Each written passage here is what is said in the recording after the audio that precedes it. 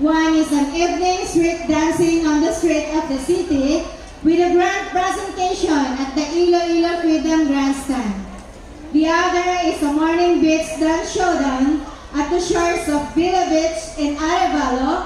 to entertain the audience while they wait for the announcement of winners of the para racing competitions as an annual Mardi Gras competition for Iloilo Para Regal Festival. Let's welcome One Visayas Hong Kong